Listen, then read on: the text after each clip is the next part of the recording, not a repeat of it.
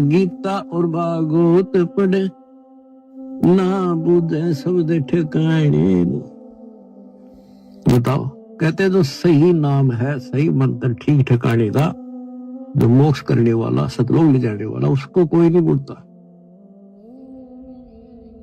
तो दास आपको बताना चाहता है कि आपने भी ये कुर्बानियां बहुत बार दे रखी है।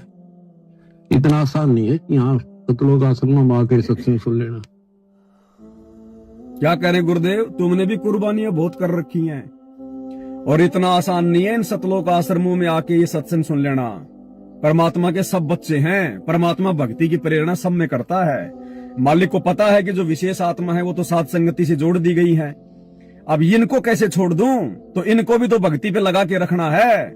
भले ये मर्यादा ना निभा पा रहे हो, भले अपने गुरु को परमात्मा नहीं मान पा रहे हो, इनके संस्कार कमजोर हैं, लेकिन परमात्मा ने भक्ति पे तो लगा के रखना है, नहीं तो दूसरे पंथों में जाएंगे या भक्ति छोड़ के बैठ जाएंगे। तो भले मर्यादा तोड़ रखी है, लेकिन कम से कम मेरे चरणों में तो पड़े हैं। इसलिए परमेश्वर कह रहे हैं कि इन सतलोक आश्रमों में आना इतना आसान नहीं है। तो आपको बताना चाहता है कि आपने भी ये कुर्बानियां बहुत बार दे रखी है। इतना आसान नहीं है कि यहाँ सतलोक आश्रम में आकर सत्संग सुन लेना। इतनी जबरदस्त किस्म लेकर जन्मे हो बच्चा तुम, और अब के आपको कांटा भी ना लगन दे जाता, तो मर्यादा रही हो। अब बताओ, गुरुदेव कह रहे हैं अब की बार आपको कांटा भी नहीं लगने का देगा दाता, कांटा भी। जबकि इन आश्रमों से जुड़े हुए भाई बहनों के तो दुर्गति से मौतें हो रही हैं, अकाल मौतें। 13 भगत भाई बहन एक साथ मर रहे एक्सीडेंट में, 13। आश्रम में सेवा करते करते समय टैंक में जहरीली गैस से भगत मर रहे हैं, ट्रैक्टर के नीचे दब के भगत मर रहे हैं सेवा करते करते। क्यों लग रहा है कांटा? मेन चीज क्या बताई गुरुदेव ने? मर्यादा। कि मर्यादा में रहोगे तो दाता कांटा भी नहीं लगने देगा। और मर्यादा भाई, इन आश्रमों में जाना मर्यादा तोड़ना, इन आश्रम वालों की कुसंगति करना मर्यादा तोड़ना, क्योंकि तुम्हारे से भक्ति बनवाने वाले काम तो सौपन में भी नहीं करवाएंगे, ये भक्ति बर्बाद करवाने वाले सारे काम करवाएंगे तुम्हारे से। तो क्यों मर रहे हो फिर? परमात्मा तो कह रहे कांटा भी नहीं लगे। अरे कांटा तो सत्सेवकों के नहीं लग रहा। यह अकाल मौत सत्सेवकों के नहीं होती, सात संगतियों में नहीं होती। इन आश्रमों में आने जाने वाले रास्ते में एक्सीडेंट हो के मर रहे हैं रोड पे, फुट फुट के। क्यों लग रहा है कांटा? क्योंकि मर्यादा नहीं है। दुख किस्म लेकर जन्मे हो बच्चा तुम, और अब के आपको कांटा भी ना लगन दे जाता, तो मर्यादा रही हो। कांटा भी नहीं लगन देगा। इसने हम इतने प्यारे लगा, हाँ, जितना अपना अपने बच्चे लगे, उससे ज्यादा लगते हो। और फिर अपने बच्चे को दुखी देख सकता है? ये तो सक्षम है, समर्थ है। हम तो भाई गरीब आदमी हो, बच्चे भी दुखी, हम भी दुखी, बच्चों को देखकर हम दुखी, तो रोए लगे, हम कर कुछ नहीं सकते। और ये सब कुछ कर देगा, आपका घर भर देगा, आपको निरोग कर देगा, आपको सतलोक में ठा के धर देगा, आपका घर भर देगा, आपको निरोग कर देगा। निरोग यानी आपको कभी जिंदगी में कोई बीमारी नहीं होगी। अब जो परमात्मा सत्संग में ये बात कह रहा है कि ये परमात्मा अगर भक्ति करोगे तो आपको निरोगी बना देगा, फिर हॉस्पिटल क्या अपने फूफा के लिए बना रहे हो क्या? अरे हॉस्पिटल किस लिए बना रहे हो फिर? क्या ये शब्द कहने वाला सतगुरु धनाना आश्रम में हॉस्पिटल खुलवाएगा क्या? अरे हॉस्पिटल तो रोगियों के लिए बनवाई जाती हैं, और तुम्हारा गुरु कह रहा है कि मैं भक्ति से तुम्हें निरोगी कर दूंगा। निरोगी यानी कभी तुम्हें कोई रोग ही नहीं होगा। तो फिर धनाना आश्रम में 10 एकड़ जमीन में, 10 एकड़ जमीन में इतनी बड़ी हॉस्पिटल 3-4 मंजिल की क्यों बनाई जा रही है भाई? अब बताओ, तुम्हारा गुरु बनवा रहा है क्या हॉस्पिटल? अरे गुरु तो कह रहा है कि मैं तो निरोगी कर दूंगा मेरी भक्ति से, ये थोड़ी कहा कि हॉस्पिटल बनवा के करूंगा। और चलो हॉस्पिटल तो अभी बनी भी नहीं है, काम चल रहा है। और आज से पहले गुरु ने लाखों को जो निरोगी बना दिया, उनको कैसे बनाया? हॉस्पिटल से। तो ये काल प्रेरणा से चल रहा है सारा हॉस्पिटल का काम, इन आश्रमों का काम। ये तुम्हारा गुरु क्या शब्द कह रहा है? और आश्रमों में गुरुजी के ज्ञान के विरुद्ध सारे कर्म हो रहे हैं।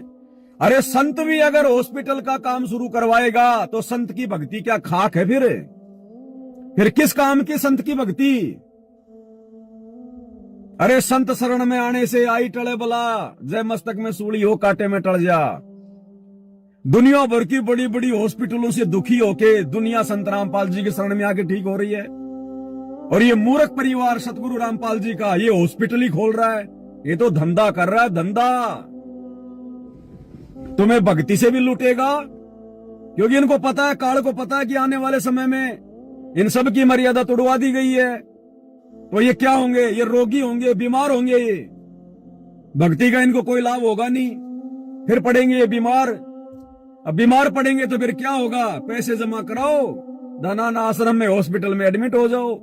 तुम्हें ज्योति पाठ के नाम पे भी लूटेंगे, और तुम्हें फिर ये स्वास्थ्य ठीक करने के नाम पे भी जो है वो लूटेंगे। ये दोनों तरफ से खा रहे हैं, दोनों तरफ से। दास ने पहले भी एक चुटकुला सुनाया था, अभी सुनाता हूं तुम्हें। इन सतलोक आश्रम वालों की कोऑर्डिनेटरों की हालत क्या है। एक बार क्या हुआ, जंगल में कोई गधा चला गया गलती से। अब जंगल में गधे होते नहीं इतने। अब जंगल का राजा शेर किसी दिन के लिए 2-4 दिन कहीं बाहर गया हुआ था। अब जंगल में गधा पहुंच गया अंदर गहरा, जहां बहुत सारे जानवर रहते थे। अब गधा जब बोले तो बहुत ऊंची आवाज में बोलने लगा, लंबा लंबा, ढेचू ढेचू। सारे जानवर डर गए कि भाई ये क्या बला आ गई, भाई ये जानवर तो हमने कभी देखा ही नहीं, और इसका तो मुंह भी बहुत लंबा चौड़ा है। डर गए सारे के सारे, भयभीत हो गए। अब काफी दिन बाद में शेर आया, तो शेर को डरते डरते वहां के लोगों ने कहा, वहां की प्रजा ने, कि महाराज आप कहां चले गए थे हमें अकेले छोड़ के? जंगल में तो ना जाने भयंकर जानवर आ गया। क्या आ गया? बोले जी ऐसे। शेर भी डर गया, पता नहीं क्या आ गया, जब जंगल के जानवर इतने भयभीत हो रहे हैं। तो एक बंदर था, वो बोला महाराज मैं जाता हूं, देखिए क्या माजरा है क्या नहीं है, मैं देखता हूं ये क्या लफड़ा है सारा का सारा। तो बंदर चला गया। अब बंदर तो गांव में भी आ जाता है, जंगल में भी चला जाता है। तो बंदर जाके देख के आ गया, और बंदर ने कहा कि महाराज वो तो गधा है, गधा, उससे क्यों डर रहे हो आप? कुछ नहीं हो। लेकिन उनको कैसे विश्वास हो इस बात का? तो एक वो कौवा था वहां पे वो कौवा था। अब कौवा भी गांव में आता जाता रहता है। तो बंदर ने कह दिया कि वो तो गधा है। तो कौवा बोला महाराज फिर चलो मेरे साथ में, ऐसी कोई बात नहीं है, मैं आपको उसका सबूत लाके देता हूं, उसकी लीद लाके दूंगा मैं। तो लीद को सूंघ के जानवर पहचान जाते हैं। तो शेर ने कहा कि चलो भाई मैं भी देखूंगा, कम से कम उसके दर्शन तो कर लूं क्या है। तो काफी सारे जानवर शेर के साथ में और झाड़ियों के पीछे छुप के बैठ गए जहां पे वो गधा था। और वो कौवा बोला महाराज मैं अभी गया और अभी आया, उसकी लीद लेके आया। अब कौवा जाके और उसकी पूंछ के ऊपर बैठ गया और उसको गोबर करने के लिए उसको प्रेरित करने लगा, चोंच मारने लगा। अब गधे ने देखा यार क्या माजरा है, कौवा इतनी चापलूसी क्यों कर रहा आज। तो गधे ने थोड़ा बहुत दिमाग लगाया, इधर उधर देखा तो उसको वो जानवर दिखाई दे गए झाड़ियों के पीछे। तो गधे ने देखा भाई मामला खराब है, और ये कौवा तो मेरी पोल पट्टी खोल देगा आज तो मैं मारा जाऊंगा, शेर मेरे को खा जाएगा। अभी तक तो जानवरों में भय पैदा हो रहा था। तो गधे ने दिमाग लगाया। अब गधे ने क्या किया, अब गधे को मालूम पड़ गया कि ये तेरी गोबर लेगा। तो गधे ने क्या किया, पूंछ ऊपर करी और धीरे धीरे अपनी जो गुदा का जो द्वार था वो खोल दिया और चौथ करने लगा। अब वो कौवा तो बड़ा जो है मतलब मान पड़ाई का भूखा था कि आज मेरी वाहवाही हो जाएगी जंगल में, कि इस कौवे ने तो गधे का पर्दाफाश कर दिया। तो कौवे ने देखा क्यों ना मैं अंदर ही चोंच मार के निकाल लूं।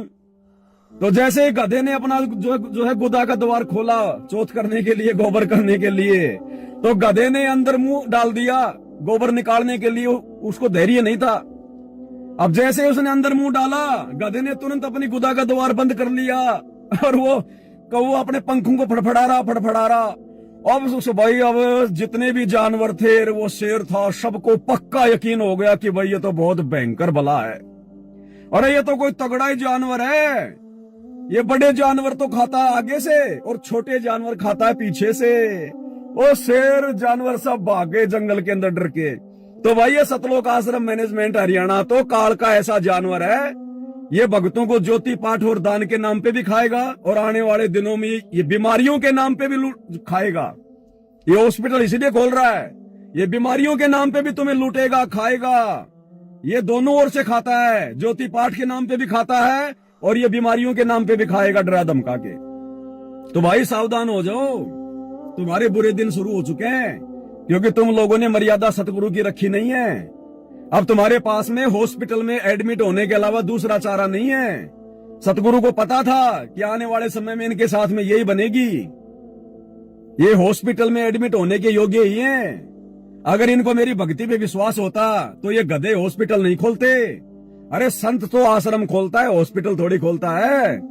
और क्या कह रहे हैं गुरुदेव ने यहाँ पे बिल्कुल साफ कर दिया, स्पष्ट कर दिया, ये जो मर्यादा में रहेगा, भक्ति करेगा, उनका घर भर दूंगा, घर, और निरोगी बना दूंगा। तो निरोगी बनाने वाला संत कैसे हॉस्पिटल खुलवाएगा? क्या इलाज करके गुरुजी निरोगी बनाएगा? क्या इंजेक्शन लगा के ऑपरेशन करके गुरुजी निरोगी बनाएगा? तो कहां बुद्धि काम कर रही है संगत की? संत क्या कह रहा है और संत के पीछे से क्या किया जा रहा है? टोटल भक्ति के विरुद्ध काम। बच्चों को देखकर हम दुखी था, रोए लगे, हम कर कुछ नहीं सकते, और ये सब कुछ कर देगा। आपका घर भर देगा, निरोगी, आपको निरोग कर देगा, आपको सतलोक में ठा के धर देगा। दूसरी बात नहीं है, ये सचकर मान लिया। समर्थ है ये, सतगुरु जो चाहे सो कर ही, 14 कोट दूध तुम डर ही। समर्थ है ये। और फिर क्या कह रहे हैं? सतगुरु जो चाहे सो कर ही। तो कौन है सतगुरु वर्तमान में? सतगुरु रामपाल जी भगवान, जिनको हम सतगुरु कह रहे हैं। तो समर्थ कौन हुए? हमारे गुरु जी। और समर्थ कौन है? केवल ये कबीर भगवान। तो कौन हुए गुरु जी? स्वयं कबीर परमात्मा। और ये किसको और गुरु जी ये बात ये किसके लिए कह रहे हैं कि तुम्हारा घर भर दूंगा, तुम्हें निरोगी कर दूंगा, उठा के सतलोक में बैठा दूंगा। ये परमात्मा उन आत्माओं के लिए कह रहे हैं जो आत्मा गुरु जी की मर्यादाओं में अंत तक रहेगा, जो गुरु जी के वचन पे मर मिटेगा, जैसे सात संगत वाले भाई बहन, उनके लिए कह रहा है परमात्मा। नहीं, इनके तो हालत खराब हो रही है, आश्रमों में जाने वालों की हालत खराब हो रही है। हालत, घर घर में लड़ाई झगड़े, घर घर में लड़ाई झगड़े। अभी दास के पास न्यूज अभी पूरी तरह से आई नहीं है। दास को सूचना मिली है कि जो पुरुषोत्तम सैनी है ना, जिसने ये कुरुक्षेत्र में आश्रम खोल रखा है, उसका भाई रोशन, जिसके घर पे नामदान केंद्र है, उसके बेटे की बहू ने जहर खा के आत्महत्या की है, जिसने सार शब्द ले रखा है, सार नाम ले रखा है। जहर खा के अभी महीने 1.5 महीने पहले आत्महत्या करी है, फांसी लगाई है, या फिर उसने जहर खाया है। जिसके घर में नामदान केंद्र, जो आश्रम के संचालक हैं। तो भाई अब ऐसा ही होगा आने वाले समय में, दुर्गति से मौत होगी। दास ने आपको पहले भी बताया था एक सत्संग में, जहां से गुरुजी ने इनको अपनी शरण में लिया था ना, भूत प्रेतों की बाधा से, इनको जो हमल की बीमारियों से, ये वहीं पे वापस बैठा दिए जाएंगे। वही भूत प्रेत इनके वापस लगेंगे, वही बीमारियां इनको वापस घेरेंगी, क्योंकि इन्होंने सतगुरु को हल्के में ले लिया। तो इन बड़े बड़े कोऑर्डिनेटरों के घरों में ये हालत है, फांसी खा खा के मर रहे हैं, जहर पी पी के। और बाकी और कितने कोऑर्डिनेटर मर गए जहर पी पी के, आपको दास ने वीडियो बना के दिखा दिए। समर्थ है ये, सतगुरु जो चाहे सो कर ही, 14 कोट दूध तुम डर ही। भूत भूत तुम त्रासने वाला है, और चित्रगुप्त के कागज पर है। ये गीत गान के ना, ये सच्चाई बता के। परमात्मा की लाडली आत्मा हो तुम। कौन? सत्सेवक भाई बहन, भाई जो गुरु वचन पे डट गए, कट गए फंद 84 के। बाकी परमात्मा की लाडली आत्मा नहीं होती, बाकी तो आत्मा ही होती है। लाडली आत्मा कौन होती है? जो परमात्मा को अपना बाप मान ले, क्योंकि बाप ज्यादा उन्हीं बच्चों को लाड प्यार करता है जो बाप के प्रति पूर्णतया समर्पित होते हैं। एक पति अपनी उसी पत्नी को ज्यादा प्यार प्रेम देता है जो पत्नी अपने पतिव्रता धर्म पे होती है। तो लाडली आत्मा वही होती है जो गुरु के प्रति समर्पित होती है। और आज गुरु को इष्ट मानकर उस दाढ़ी मूछ वाली कबीर की समझे जाने वाली नकली फोटो को फाड़ के घर से बाहर किसने निकाला? सतसेवकों ने। बाकी तो किसी की हिम्मत भी नहीं है उस फोटो को फाड़ दे। तो कौन है लाडली आत्मा जिन्होंने अपने गुरु को अपना इष्ट मान लिया? घर घर में भोग लग रहा है। सतसेवक भाई बहन,